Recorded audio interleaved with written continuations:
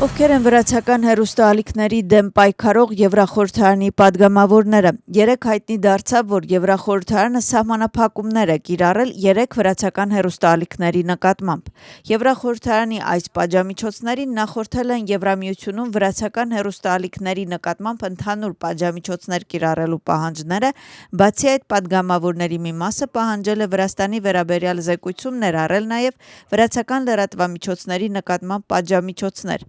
Այս թեմայով նախաձեռնված փոփոխություններից մեկում Եվրախորհրդարանի 2 պատգամավոր Եվրամիությունից պահանջում են պատժամիջոցների ցանցում ներառել ԻՄԵԴ-ի, Post-TV և Հանրային հեռարձակողի ղեկավարներին։ Հանրային հեռարձակողի հոգաբարձուների խորհրդի նախագահ Վասիլ Մաղլափերիձեն հայտարարություն է արել առաջին ալիքի ղեկավարների նկատմամբ պատժամիջոցներ կիրառելու նախաձեռնությամբ հանդես եկած 2 Եվրախորհրդարանի պատգամավորների վերաբերյալ։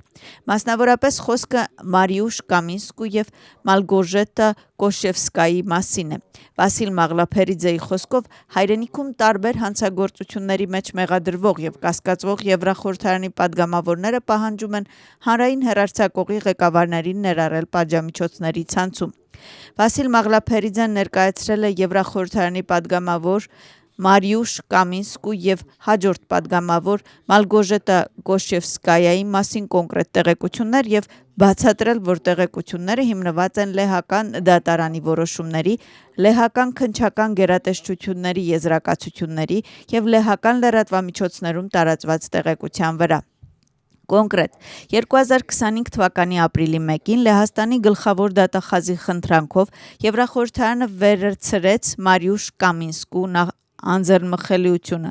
Գործը հարուցվել է այսպես կոչված հողամասերի գործերի կապակցությամբ։ 2026 թվականի ապրիլի 27-ին Եվրախորհրդարանի նախագահ Ռոբերտա Մոցալան հայտարարեց, որ Լեհաստանի գլխավոր դատախազությունը նույնպես խնդրում է վերացնել Կամինսկու անձեռնմխելիությունը երկրորդ գործի կապակցությամբ։ Մենք ձեզ կներկայացնենք մի քանի դեպքեր, որոնք հիմնված են լեհական լրատվամիջոցների վրա։ 2015 թվականին Վարշավա կենտրոնական շրջանային դատարանը Մարիուշ Կամինսկու մեղավոր ճանաչեց հողամասերի գործով պաշտոնական լիազորությունների չարաշահման, կաշառակերության կոչ անելու և թիրախը քաղաքական հատկանշով ընտրելու մեջ և դատապարտեց նրան 3 տարի ազատազրկման և պետական պաշտոն զբաղեցնելու 10 տարվա արգելքի։ Կամինսկին բողոքարկեց դատավճիռը, բայց մինչև վերաքննիչ դատարանը քննարկում էր գործը, նորընտիր նախագահ Անջեյ Դոդան ներում շնորհեց նրան։ Հետաքրքիր է նաև, որ լեհ բժիշկը, որը մի քանի տարի առաջ այցելել է Միխեիլ Սահակաշվիլիին և Գուլպայի մեջ կենսաբանական նյութեր էր տեղափոխել քրեակատարողական հիմնարկից, Կամինսկու ենթական էր։ Սահակաշվիլիի ընկերը և նրա ամենաակտիվ կողմնակիցներից մեկը այլ լեհ պատգամավոր Մալգորժետա Կոշևսկան է։ Նա մեղադրվում է պաշտոնական լիազորությունների չարաշահման և նյութական շահի նպատակով խարդախության մեջ, այդ թվում Սեյմի անդամ լինելու ընթացքում կատարած վառելիքի ծախսերի համար։ Վասիլ Մաղլափերիձեի խոսքով, թե ինչն է առաջացրել Վրաստանի նկատմամբ հետաքրքրությունը եվրախորհրդարանականների շրջանում, որոնք բացահայտվել են և կասկածվել են հայրենիքում տարբեր հանցագործությունների մեջ, առանձին ուսումնասիրության կարիք ունի։ Եվրախորհրդարանը 1 տարով արգելել է ԻՄԵԴ-ի հեռուստաընկերության գործունեությունը, իսկ Մոլդովան առանց որևէ մեկնաբանության հրաժարվել է հավատարմագրել վրացական 3 հեռարձակողներին՝ ԻՄԵԴ-ին, Ռուսթավի-Օրիին և Post-TV-ին։ Այս մասին տեղեկությունը տարածել է ԻՄԵԴ-ի հեռուստաընկերությունը։ Ըստ տեղեկությունների, որոշման պատճառով հեռարձակողները չեն կարողանա լուսաբանել Եվրախորհրդի նախարարների կոմիտեի 135-րդ նստաշրջանը, որտեղ ներկա կլինի նաև Վրաստանի արտաքին գործերի նախարարության ղեկավարը։ ԻՄԵԴ-ի հեռուստաընկերությունը Մոլդովայի կառավարության որոշումը համարում է որպես մասնագիտական գործունեության խոչընդոտում և անկախ լրատվամիջոցների վրա հարձակում և նշում, որ իրենք դիմել են նաև Եվրոպայի խորհրդին Եվրախորհրդարանի որոշման վերաբերյալ, սակայն դեռևս պատասխան չեն ստացել։ Լեհ պատգամավոր Քշիշտոֆ Բրեյզայի հայտարարության համաձայն այսօր ռուսամետ վրացական լրատվամիջոցներին Իմեդին, Ռուսթավի օրիին եւ Պոստիվին թույլ չեն տվել մտնել Եվրախորհրդարան։ Բրեյզան նշել է, որ Եվրախորհրդարան մուտք գործելու մերժումը իր եւ իր թիմի արևելյան քաղաքականության համակարգող Էլենե Մետրևելիի համատեղ նախաձեռնության արդյունքն է։ Եվրախորհրդարանի անդամը նաեւ հայտարարել է, որ Օրբանի ռեժիմի թուլացումից հետո Միությունը կարող է ավելի վճռականորեն աջակցել Վրաստանում արևմտամետ ուղղությանը Վրաստանը կործանող ռուսամետ օլիգարխների ազդեցությունը թուլացնելու համար։ Ինչպես ասել է հանգուցյալ Լեխ Կաչինսկին, այսօր Վրաստանն է, վաղը կլինի Ուկրաինան, գրել է Եվրախորհրդարանի պատգամավորը սոցիալական ցանցում։ Խորհրդարանի լիագումար նիստում տեղի ունեցել լիցենզիաների եւ թույլտվությունների մասին օրենքում փոփոխությունների քննարկումը։ Գախարիայի թիմակից Սոփիո Խորգուան գնահատելով օրինագիծը հիշեց վարչապետի եւ վրացական երազանքի падգամավորների անցյալը, քննադատեց նրանց տարբեր հարցերում եւ մեղադրեց կլանային շահերը պաշտպանելու մեջ։ Խորգուային ասաց, որ կառավարությունը խուսափում է մշակութային ժառանգության վայրերը պաշտպանելու իր պարտականությունից։ Խորհրդարանի նախագահ Գախարիայի թիմակցի վարքագիծը անվանեց ամոթալի։ Շալվա Պապուաշվիլիի խոսքով խորհրդարանի անդամը չպետք է հանդուրժի նման անպատվաբեր վարքագիծը եւ գործընկերների վիրավորանքը։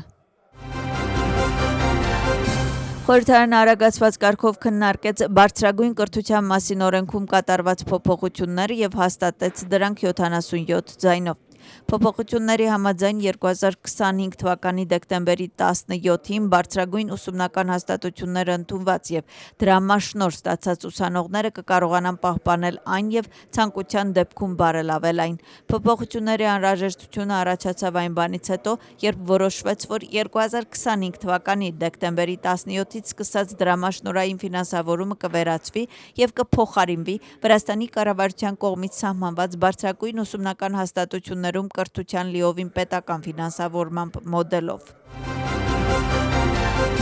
Դատաբժշկական փորձաքննությունների վարչության 3 լաբորատորիաներ ստացել են միջազգային չափանիշներին համապատասխանության հավատարմագրում։ Դրանք են միկրոմասնիկների, հողի եւ նավթամթերքի քիմիական դատաբժշկական վերլուծության լաբորատորիան, կախեթիի քիմիական դատաբժշկական վերլուծության լաբորատորիան եւ Աջարիայի ինքնավար հանրապետության քիմիական դատաբժշկական վերլուծության լաբորատորիան։ Դրանց բարդ գնահատման գործընթացի շրջանակներում էկոնոմիկայի նախարարության հավատարմագրման կենտրոնը ուսումնասիրություն է անցկացրել, որը հաստատել է, որ այս լաբորատորիաներում ներդրվել են որակի կառավարման նորագույն համակարգեր։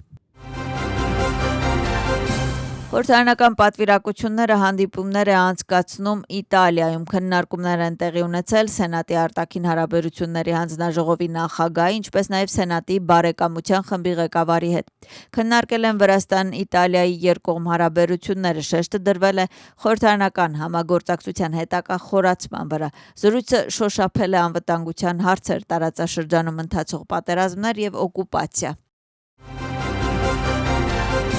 Մայիսի 17-ին Քաշվերթի տաճարից դեպի Երրորդության տաճար կանցկացվի ընտանիքի սրբության օրվան նվիրված երթ, որտեղ կաթողիկոս պատրիարք Շիո III կմատուցի իր առաջին տոնական պատարագը։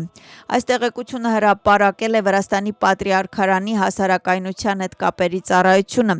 Ըստ հաղորդագրությունների երթը կսկսվի ժամը 11:00-ին Քաշվերթի տաճարից։ Ավանդական երթին կմասնակցեն ծխական համայնքներ, նրանց առաջնորդները, ինչպես նաև կիրակնօրյա դպրոցներ։